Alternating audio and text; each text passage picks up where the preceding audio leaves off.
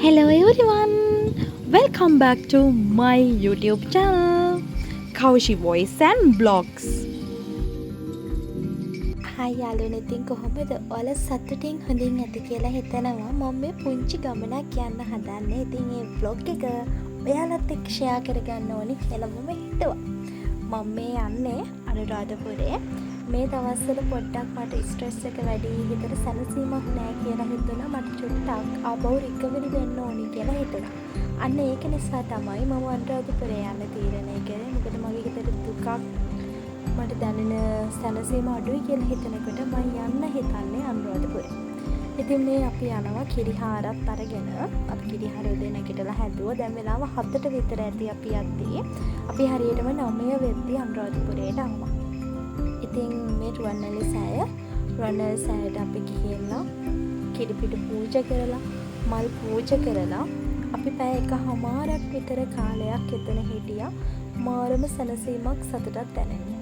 ගොඩ කට්ටිය ඇවිල්ලා එක එක විදිහේ විවිධ පූජාවන් තියෙනවා. සමහර පූජාවන් මම මගේ ජීවිතේට දැකලවත් නැති පූජාවන් එක එක කට්ටිය එයාලගේ ශ්‍රද්ධාවෙන්, එයාලගේ සතුට වෙනුවෙන් අපේ ජයශ්‍රී මහ බෝධියට, අපේ රුවන්වැලි සෑයට පූජා කරනවා විවිධ විදිහේ පූජාවන්. ඉතින් බලන්නකො මට පොඩි වීඩියෝ ක්ලිප් එකක් විතරයි ගන්න පුළුවන් වුණේ. මොකද ගොඩක් ලොකු සෙනගක් හිටියා අපි ගියපු දවසේ. ඉතින් අපි මෙතන පැය එකමාරක් ඉඳලා එතනින් එන්න පිටත් වුණා ජයශ්‍රී මහ බෝධියට යන්න. බලන්නකො ඒ අහස මාරම ලස්සනයි. අමුතු කතාවක් කියනවා. පේනවද ඔයාලට මේ ඉස්සරහින් යන අම්මයි තාත්තයි? ඒ දෙන්න කොච්චර වයසට ගියත් ඒ දෙන්නට තියෙන ආදරේ නම් අඩුවක් වෙලා නැහැ වගේ මට පේන්නේ. මං එහෙම වගේ අයට මාරම ආදරේ. මට ඒක දැකපුවම මාරම සතුටක් දැනුනේ. මං රුවන්වැලි සෑයට ගිහිල්ලා මං හිතුවේ මම මේ වෙනකොට ඇචීව් කරේ මොනවද? මට ඇචීව් කරගන්න බැරි වුණේ මොනවද? මට ඊළඟට කරන්න තියෙන ප්ලෑන්ස් මොනවද කියලා. ඉතින් ඊට පස්සේ අපි මෙන්න මේ විදිහට ජයශ්‍රී මහ බෝධියට ආවා. එතන උඩුමළුවේ නම් අපිට ගොඩක් වෙනා නැදෙන්න උනේ නෑ.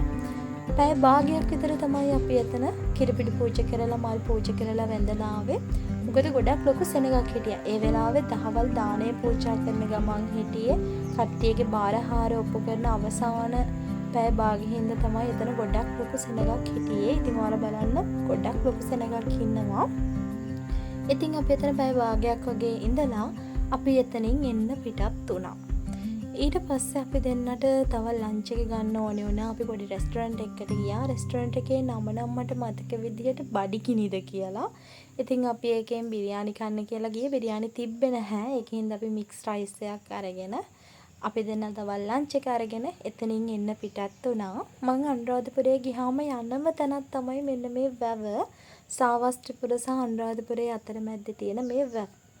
ඉතින් ඊට පස්සේ මට වීඩියෝස් ගන්න බැරි වුණා. මොකද මං එද්දි හොන්දටම වැස්ස. ඉතින් අපි බයික් එකේනේ ගියේ. ඒකින්ද අනිත් වීඩියෝ ගන්න බැරි වුණා. අදට ගිහින් එන්නම්.